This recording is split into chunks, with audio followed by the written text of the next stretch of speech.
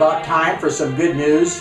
In fact, how about some outrageous good news? That's all about why we are here on this planet. Well, to begin with, have you ever wondered why there are so many different churches? Maybe a better question, why would God allow so many different churches?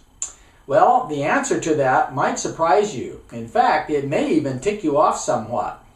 With all of the different opinions on how to be saved, what is God to do?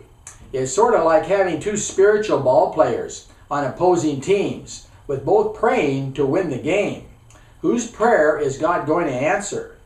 So here we are, with hundreds of different teams, all competing against one another, all riding our exclusive horses towards the goal of sitting on the right hand of God in the new kingdom. So what if God was about to reveal that our exclusiveness was unimportant? In fact, that even being saved is really not the issue. For after all, in Acts 16:31, didn't God say that he would save everyone that trusted him? Therefore, indicating that churches around the world could be arguing over insignificant things. You might remember that Jesus did say in John 16:12 that he had much more to tell us, but it was more than we could handle at the time. So, what do you think? Could it be time for a shocking breakthrough? Could it really be time for the rest of the story?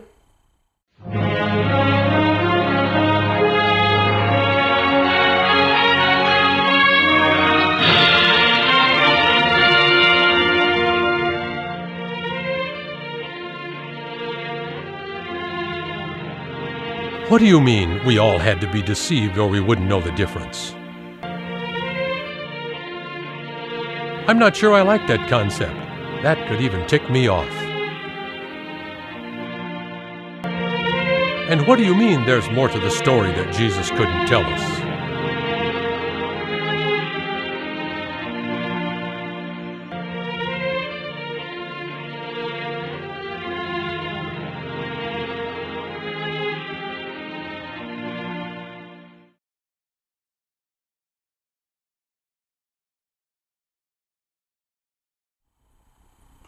Welcome to Time to Think, a very timely and appropriate thought for our chaotic times, wouldn't you say?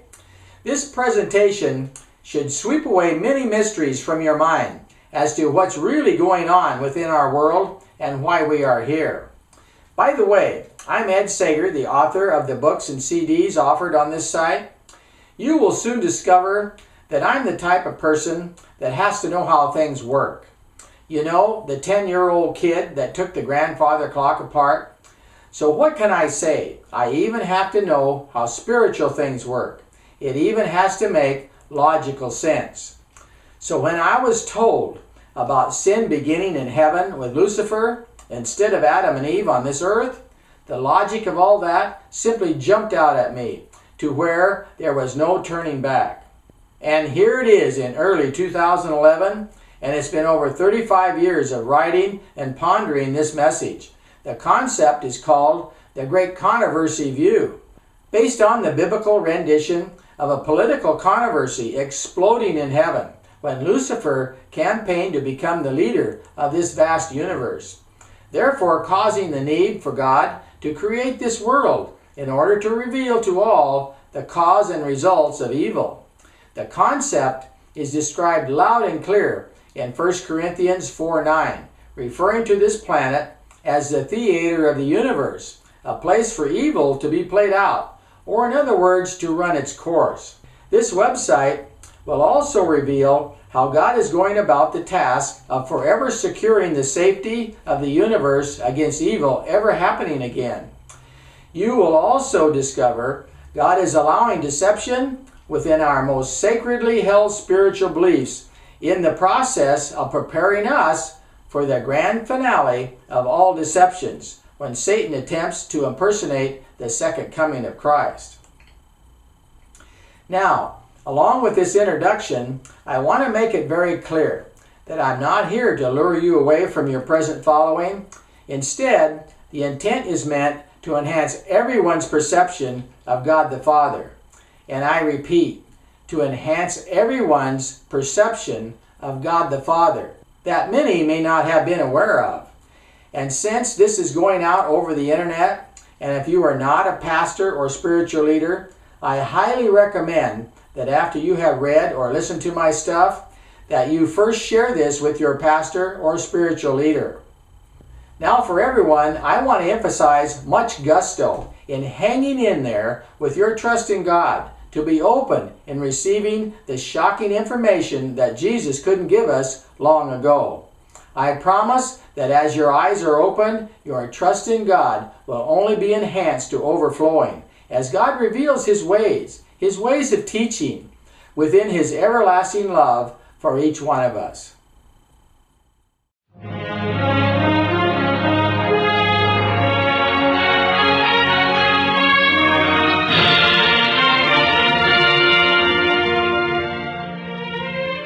Well, you might be wondering, what's this website all about?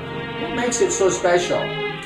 Well, a while back, I had a person ask me to give them a 3-second commercial about the message, which came out something like this. My message is sure to challenge the traditional view about the kind of person God is, to where most skeptics say, if that's what God is like, then count me in. And others that have viewed the site have said that everyone, Christians and non-Christians, should take a look at this one.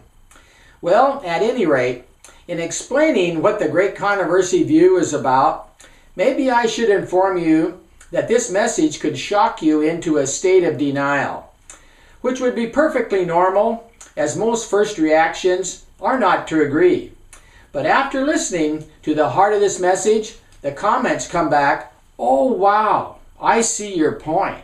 So this video will describe some content, similar to what's found on the back of most books, in this case revealing some special insights within my books and CDs as well as this website.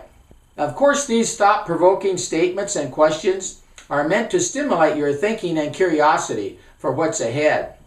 Now keep in mind that you also have the option of clicking on the text form where you may read and ponder these statements.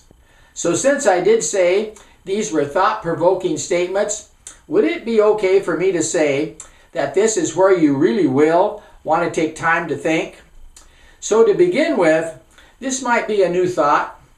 Did you realize that sin and rebellion really did begin in the control center of the universe called heaven? But if you did know that, have you ever wondered why God didn't take care of the rebellion problem in heaven, where it originated, instead of contaminating this world with evil? And to go with that, since rebellion beginning in heaven is a biblical fact, why does most theology begin with Adam and Eve as the bad guys? Now here's another good one. Did you know that Satan has spread the word that he himself does not exist? But with his domain being this world in a horrible mess, can you really blame him? If I were him, I too would want to say I didn't exist. Now here's a big one that's really very serious. Have you ever wondered why God the Father would need the blood sacrifice of Christ before forgiveness could be granted? I did say these would be thought-provoking, didn't I? Now moving on with what you can expect to find. Discover why religions around the globe have the good news of the gospel all about Jesus instead of God the Father. Discover why God's character is the only thing that's infallible. Question: are we attempting to win favor back with God, or is God attempting to win favor back with us? Discover why God had to allow us to be deceived in the process of securing the universe for eternity. Discover that the good news in the gospel is not a legal plan on how we are saved, but instead it's good news about the one that saves. In other words, the gospel of Christ is the good news that Jesus came to give us about the Father, which is found in John 17. And this is where Jesus said that he had completed the work he was given to do before being crucified. Did you hear that? He said he had completed the mission before being crucified. Could that be a hint that there just might be more to learn? And how about some outrageous good news? That Jesus does not have to plead the Father for us because the Father loves us the same as he does. John 16:26. Discover that the death of Christ is meant to change us, not to satisfy a legal demand from the law or the Father. Discover that from the foundations of the world, God had a plan to secure the universe from evil for eternity, even within our free will choice. So consider the fact that just because certain doctrines have been held as truth for many years is not proof of its correctness. Age will not make error into truth. Now from here, brace yourself for the rest of the story.